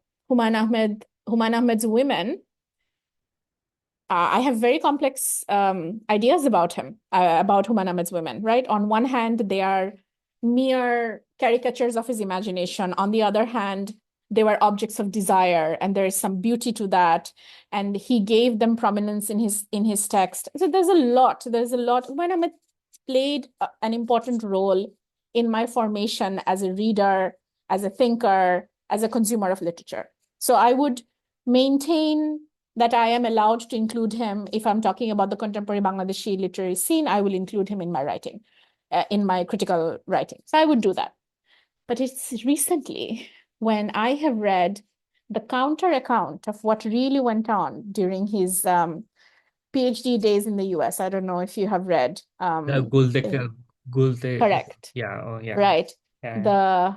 The kicking out of the house in Fargo winter with nothing but Mm. a thin dress Yeah, and slippers on. That is attempted North murder. Dakota is literally my neighbor state. Yeah, I can stay. It's so cold right now. That is attempted murder, basically. There's just no other way of saying it. That if you have kicked someone out of your apartment without proper winter clothes in North Dakota, that is attempted murder. I can't. I can't. I simply cannot engage with this individual's work anymore. So this is probably not something that is very relevant to this conversation, but No, just no, had no, to, I do agree with you, and also you can call me radical in that sense because I can grow up with that, but then again, I personally cannot read those. Like I personally cannot yeah, uh like consume J.K. Rowling, and I no. know Oh, a she's just lot. awful. And in my classes, there are a lot of queer folks. Maybe they're not outed, it didn't came out, but I don't want to cause trauma in my No, courses. no. And I personally She actively is trying to harm people. yeah, It's one thing absolutely. to have no, there's no excuse. Honestly, she's That's no, actively trying to kill them and yeah, harm them. absolutely. And I cannot keep No, promoting that. And I think just after cannot. I think after the Gultekin Outs Khan's Hmm. post, I personally say like Hmm. I resigned from Humayun Ahmed fan. Same. I think we You know? felt the same way at the Daily Yeah. Star that done No, can done. just I cannot cannot. engage with I him can. anymore. If we No. keeps doing that, then people will Yes. be asking that, like, what is the, feminist morality you're there, So right? You that would be normalizing violence. absolutely, absolutely. I do agree with you wholeheartedly. I You do, know. I do. So, across your scholarship and writing, memory and testimony and ethics appear again and again. Wow, Mm. that question really set up really nicely. How do you think about the relationship between memory and responsibility, especially in societies marked by violence, erasure, and silence? I love that. I love how thoughtful the questions are, by the way. So much care and thoughtfulness went into crafting those questions, I could tell, and I feel very honored. Absolutely. A fellow is East West University student to another fellow East West University student, a fellow literature student to another literature student. That's how it works. Thank you. Yeah, thank you. No, I appreciate it very much. So memory is ultimately about bearing witness, right? Um, we have to recall the past in order to make sense of our present so that we can move towards an alternative and better future. And when I think about violent political upheavals, whether that is Bangladesh's 1971 War of Independence, whether that is partition, whether that is uh, the British colonization of the Indian subcontinent for 200 years, and I'm just speaking locally right now, or in the context of the US, if you think about the Native American genocide, or the brutal history of slavery, or Japanese internment during World War II, all of these grand political events, they have the grand narrative, they have the official narrative, you have the statistics, you have the documentation, you have the official history. But beyond official history, there is always the subaltern history. There is always the history of the marginalized. There's always the history from the below. There is always the alternative history that has not received the recognition that it deserves. And so the testimonies of survivors, the testimonies of the second generation, the post-memory generation, the very core wound of having experienced or having the legacy of a violent political moment in your family history, they inform who you are as individuals. And collectively, it is our responsibility as conscious subjects, as ethical subjects of the state, as humans who occupy some political legitimacy in this world. It is our responsibility to carry forward the work of memory.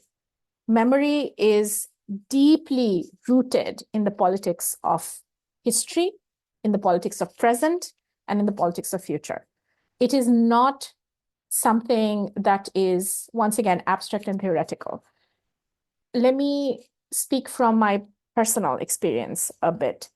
My father was stuck in a Pakistani internment camp for 3.5 years in 1971 because he served in the Pakistan military as a medical doctor. He was interned in camps where his family in Dhaka, in Bogura, in fact, had no idea whether he survived, whether he died, when he will come back, etc. Letters were hard to send. There were months where my grandfather thought that his son had died.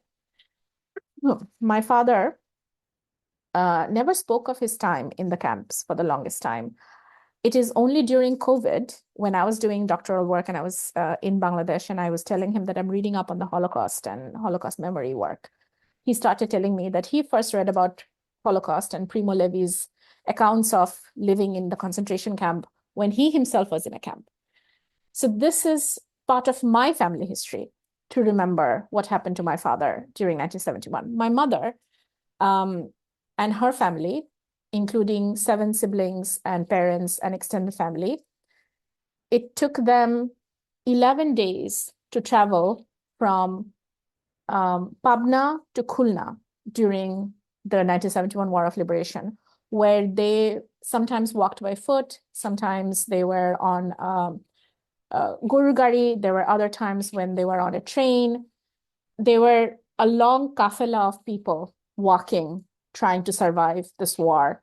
There was a point where they were hiding under the banks of a river with kochuripana over their head, where shelling was happening right near them.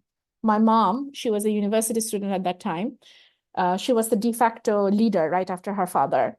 And she was the one who was responsible for carrying the gold that my nanny was only able to bring with her, leaving her 22-year-old family home, just abandoning it while they ran away as the Pakistani army was coming into their village. So this is her lived reality. So when I talk about 1971, for me, it is not abstract. For me, it is a continuation of the memory of my mom and my dad, as well as other members of the family. My grandfather, my mother's father, was stuck in the Kolkata riot. So, history in South Asia, particularly history of violence and trauma, is deeply individual. It is deeply personal. If you just poke a family member a bit, they would tell you a story or two which would just completely surprise you. One of my students mentioned to me, we were reading Art Spiegelman's graphic novel Mouse in the Classroom. It is about a survivor of the Holocaust and his son, his relationship with his son.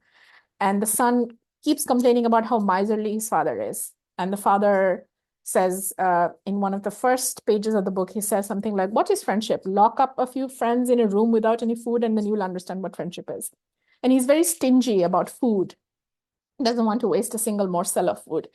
And my students in the class said, "My grandfather is like that. He is very particular about food." Or my mother is like that. She doesn't like us wasting anything. This is part of our culture, right? We don't believe in wasting even a single morsel of food. Where did this anxiety come from? It came from the famines that happened repeatedly.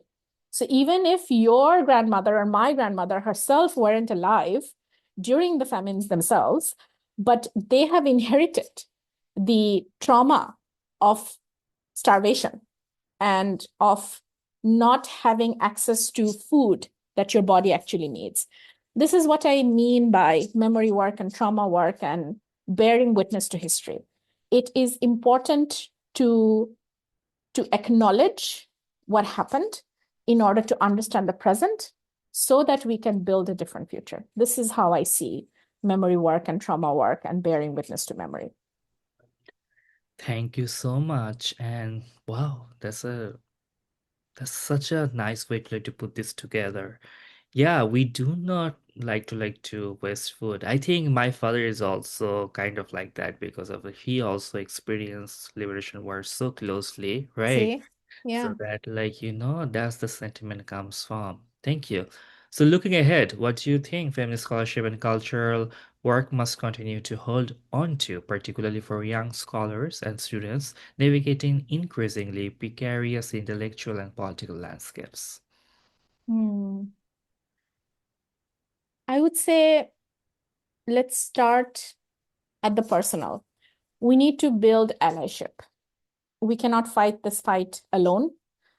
We need a community, we need care networks, and we need allyship. I hope that feminist scholars now, emerging feminist scholars, thinkers, will not find themselves alone against the challenges of the world, and that they will form a community or they will find a community ready to embrace and support them. Or if necessary, they will build it.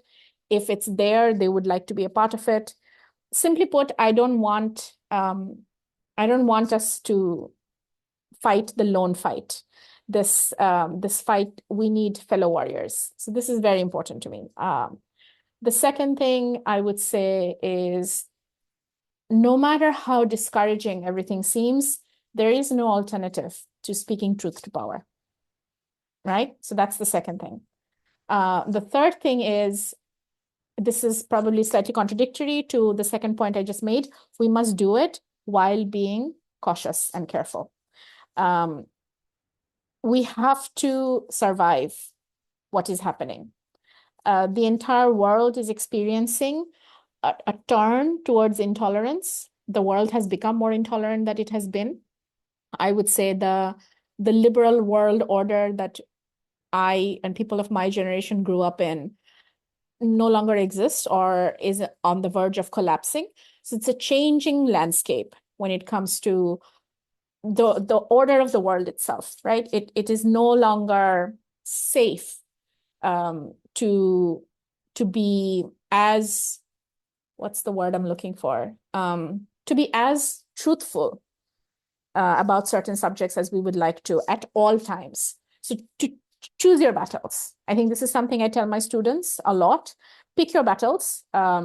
Just prioritize your safety. I don't want anybody becoming a number or becoming a statistic. I want everyone's safety.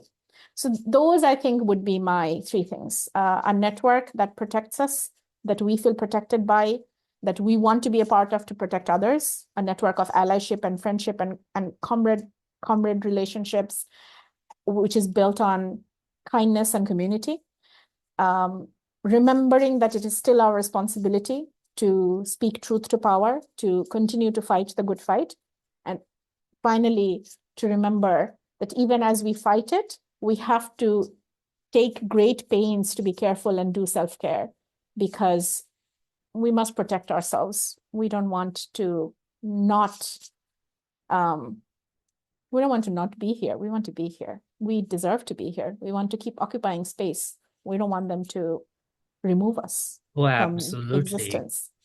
Yeah, I think that's also the difference between them versus us, that like they're so loud, but they're Yeah, loud together, right? Like, right, there are like right. 10 people, they're screaming so loud that like it feels like 100 people are screaming. So well said. That is Thank such a you. good point. Thank you. I think I always feel that way because like we all the time like we'll be poised and nice so that like we don't know what we have to do. But whenever they Yeah, scream and it echoes, right, like the 10 people exactly. echoes the whole like arena, and it feels like all the majority are saying. I think there's a lot of fear mongering as well, there's a lot of Yeah. manufactured fear as well, but Mm-hmm. also this time, as you have said, that like we cannot be a number, we cannot be a statistics, we really need to be like more vocal about our opinions. Nobody else will come and save you. You have to save No, yourself, okay? You no. cannot be just scroll to like, some 3 and 4 figures and like, oh, this particular appa is saying something. I will be like under this umbrella. No, you Yeah, also have to, yeah. because as we are not speaking that much, that's why they are like feeling that like we are the king of the world, right? Mm, Thank you I so agree. much. Thank you so much, No, Professor thank Nadia, you. for saying that. So, our last question, and take your time, whatever you want to say in this particular question. But yeah, so my last question is for you is that, and finally, is there something you have learned through your work about teaching, writing, or living with difficult questions that doesn't quite fit into academic categories but feel important to pass on? Oh, what a lovely question. It doesn't fit into academic category. Feels important to pass on. You know, maybe if you had asked me this question a few years ago, I would say it's the role of emotion, right? But academic landscape, at least in the global north, has changed in a way where there is now room for emotion in intellectual inquiry. But for a very long time, emotion was never or wasn't given its due space within our intellectual inquiry. When we thought of intellectual work, we thought of structural intervention, even within the field of humanities and social sciences, but not so much of affect and emotion. But that has changed a lot, I would say, in the global north.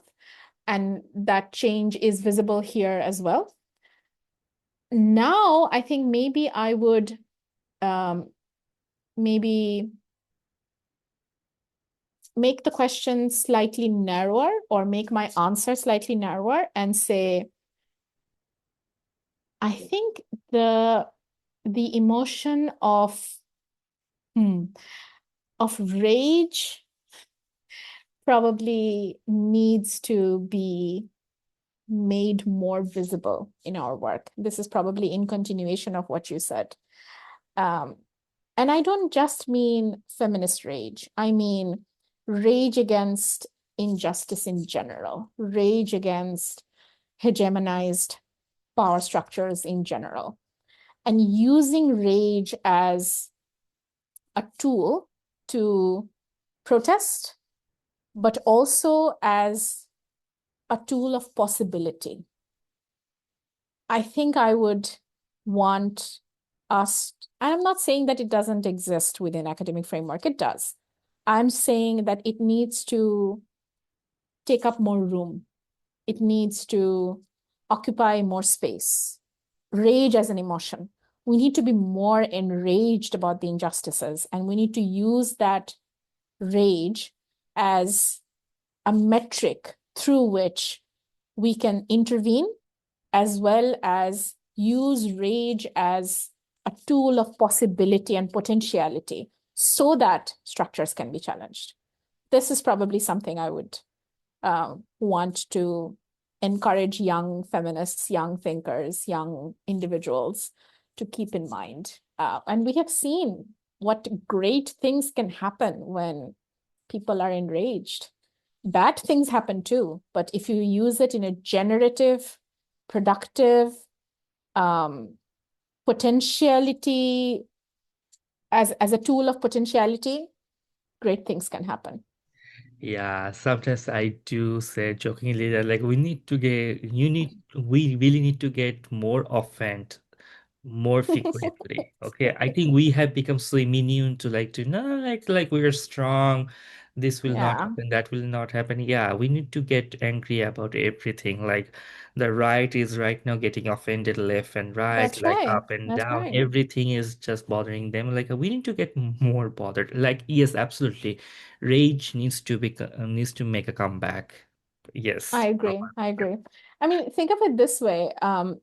If we feel someone on the right is being wronged, I have a feeling that you and I would go and speak for them, right? Like, oh, they have a mindset ideology I don't fully agree with, but there's injustice being done against them, so I'm going to go speak for them. They would never do that for us, though. I Absolutely. know the us versus them narrative is not very productive, No, but no, no, really, absolutely. Because of like, it reminds me of the whole, like, the hijab phobia situation comes around. that's right. Yes, I'm not going to decline that there's a percentage of people who doesn't understand feminism. They Hmm, kind of like have this, well, I would say, yes, a very narrow-minded like view on hijab. We get that. We also accept, not accept that. We know that like that exists. But correct.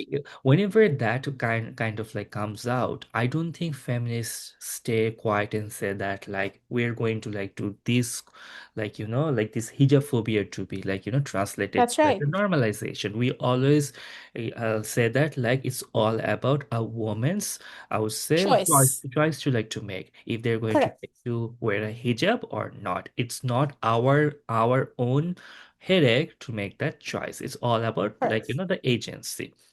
But whenever it comes to like like we always do that, like defend that, like no, blah blah blah.